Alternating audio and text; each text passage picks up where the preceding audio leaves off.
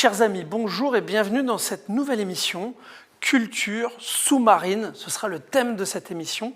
Et nous aurons le plaisir d'écouter Anthony Lacano du musée subaquatique de Marseille. Bonjour Anthony. Bonjour à vous et merci pour l'invitation. Mais c'est avec plaisir. Alors Anthony, vous avez été restaurateur avec pas moins de 6 établissements et depuis 3 ans, vous avez créé avec l'association des Amis du musée subaquatique de Marseille un musée sous-marin. Alors expliquez-nous déjà, qu'est-ce que c'est qu'un musée subaquatique? Alors au départ, c'est un récif artificiel d'art, donc composé de sculptures, d'artistes. C'est des sculptures en ciment marin recyclé. Donc 10 propositions d'artistes qui sont installés sous l'eau sur une aire muséale de 20 mètres par 20 mètres, à 100 mètres de la plage des Catalans, à 5 mètres de profondeur, avec une bouée de signalisation, une bouée de repos sur le site. Et voilà, donc c'est au-delà de ça, c'est aussi une proposition que l'on a fait pour sensibiliser donc les publics à l'environnement marin. Et en plus, j'ai entendu recycler, c'est-à-dire on utilise des matières... Tout à fait. Oui, c'est du ciment recyclé. On essaie d'être cohérent avec notre proposition. Il n'y a pas d'adjuvant en plastique ou quoi que ce soit dans les sculptures. Bien évidemment, on essaie d'être cohérent avec ce que l'on propose, justement d'être raisonné dans notre démarche. Surtout dans la mer. Comment vous êtes venu cette idée, Anthony?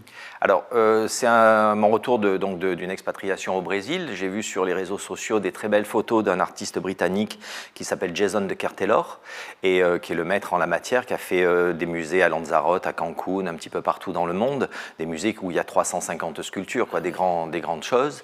Et je lui ai proposé de venir faire un projet à Marseille dans le cadre de la Marseille Capitale européenne du sport, qui était porté par Richard Miron, l'adjoint au sport de l'époque. C'était en quelle année? C'était en 2016, donc on a commencé à lancer le projet sans savoir bien évidemment par quel bout le prendre.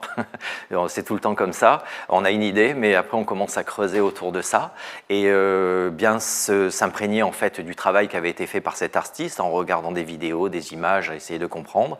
Et après, avec de la communication, j'ai pu m'entourer en fait de partenaires, de partenaires spontanés qui sont venus en fait autour du projet, m'apporter main forte, m'apporter leur expertise sur le domaine public maritime, sur le maritime, comme je pense à Seven Seas, qui est une entreprise d'ingénierie marine, sous-marine, qui m'a beaucoup aidé parce que je ne connaissais pas le milieu à part d'être venu en touriste, en invité, en visiteur. Et donc on s'est entouré un petit peu de ses compétences et on a commencé à creuser et à aller chercher à travers l'association, qui est une association d'intérêt général, donc du mécénat auprès des entreprises et des institutions comme la région et la ville de Marseille. Et alors, quelle mission a ce musée?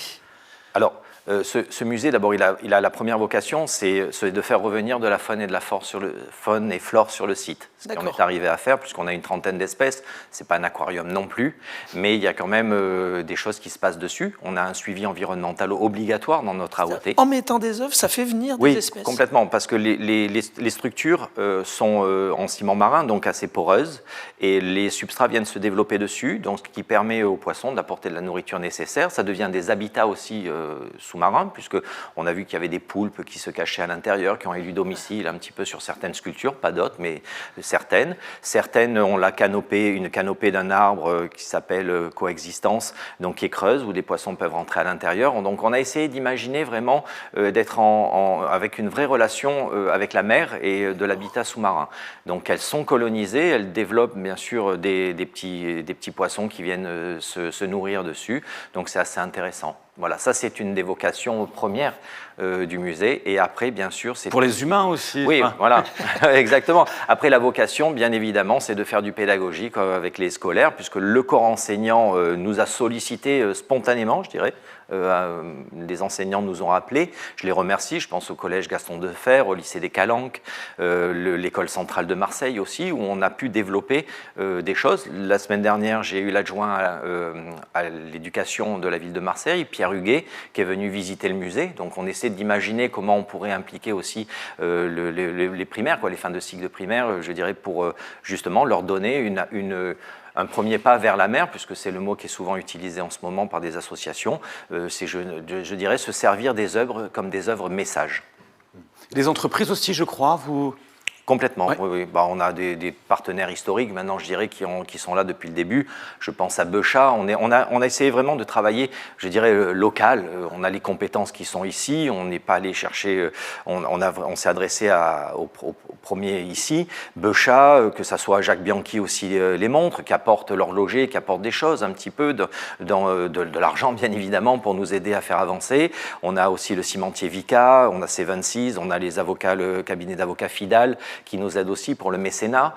Voilà, on a d'autres partenaires. Oui, c'est une aventure aussi collective. Collectif, oui, oui. Bah, c'est un en lien avec collectif. la- C'est un collectif d'abord d'artistes, il y en a 10, et c'est un collectif aussi de partenaires qui sont venus. La région aussi qui nous soutient encore sur une opération pour l'année prochaine dans le cadre d'une sculpture connectée que l'on fait avec le LMA, le laboratoire de mécanique acoustique, l'école centrale de Marseille, où cette sculpture sera connectée avec à l'intérieur des capteurs multiparamètres, de l'acoustique sous-marine et une caméra HD. Donc tout ça, c'est l'art et les sciences que l'on essaie de mettre autour aussi de ce laboratoire vivant. C'est pour quand cette actualité de caméra connectée? L'année prochaine, on essaie d'avancer là-dessus. On était en réunion ce matin chez SET, notre nouveau partenaire, l'industriel qui va s'occuper du développement de la fabrication de ce boîtier connecté pour envoyer tout ça en 4G avec sur une application qui sera développée par les élèves de l'école centrale. Donc c'est beaucoup de travail. On a aussi un projet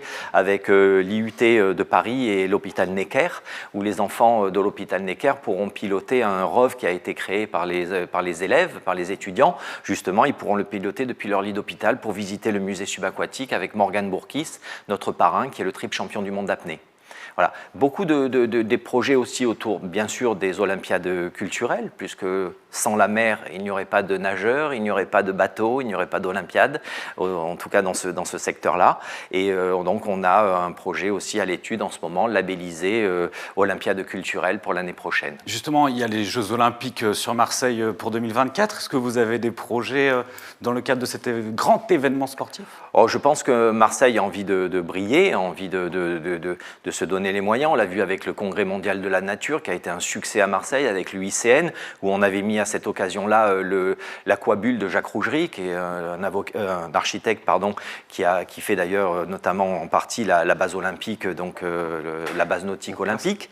Donc on essaie de coller aussi à l'actualité avec notre équipe tout en étant bénévole parce qu'on est bénévole, on est désintéressé, c'est une gestion désintéressée, ce qui fait de nous donc une association d'intérêt général pour aller chercher du mécénat auprès des entreprises qui mettent un petit peu à chaque fois sur des projets pour nous faire avancer, pour faire évoluer et vivre ce musée.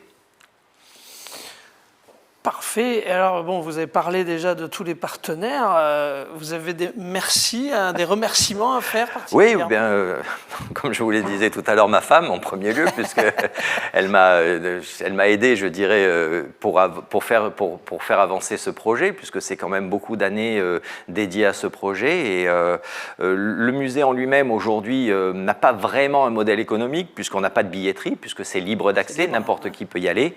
Et on attend on croise les doigts pour avoir une base d'accueil sur la plage et je renouvelle encore ma demande auprès du maire de Marseille qui doit nous apporter cet espace, c'est pas grand chose, c'est une vingtaine de mètres carrés pour entreposer du matériel et pouvoir recevoir les écoles et les enseignants avec leurs classes qui le demandent, qui nous sollicitent et nous on va en partie dans les écoles avec un artiste, Daniel Zanca, qui se rend disponible pour aller justement travailler sur une réplique de son oursin qui est sous l'eau, un oursin géant, donc une petite réplique. Et les élèves travaillent dessus en binôme en passant un message sur cette réplique de sa sculpture avec le professeur d'art plastique en ayant vu, on espère, le musée avant.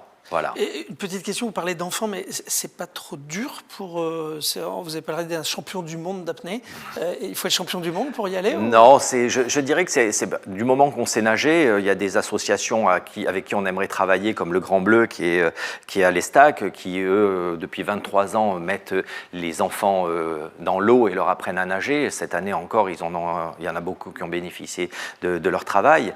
Aujourd'hui, il faut y aller sur ce site, je dirais, accompagné. On ne peut pas y aller seul, je dirais, pour des enfants, même pour des adultes. C'est toujours sympa de le faire à 2-3 personnes. Palme, masque, tuba, c'est suffisant parce que voilà, on est à 100 mètres de la plage. Ouais. Il y a une bouée de sécurité blanche sur le site où on peut se reposer. C'est une bouée avec un cerceau où on peut se reposer. Et les sculptures sont disposées autour. Elles sont à 5 mètres de profondeur. Elles font 2 mètres de hauteur. Donc c'est un peu de brasse. Mais ça reste, je dirais, d'abord il faut faire attention en faisant le yo-yo, en descendant sous l'eau. On peut se faire mal au tympan. Donc il faut le faire. On n'est pas dans notre milieu. On est dans la mer. Il y a des règles. Voilà, il y a une façon de faire. Anthony Lacano, musée subaquatique de Marseille, bravo pour cette passion, bravo pour cette initiative d'entrepreneur. Merci. C'est un magnifique projet et moi j'ai envie de vous dire, chers téléspectateurs, allez visiter déjà ce site, vous aurez les coordonnées juste en bas, et puis aidez cette association pour ce projet absolument fabuleux. Merci. Et comme d'habitude, on vous dit à la semaine prochaine.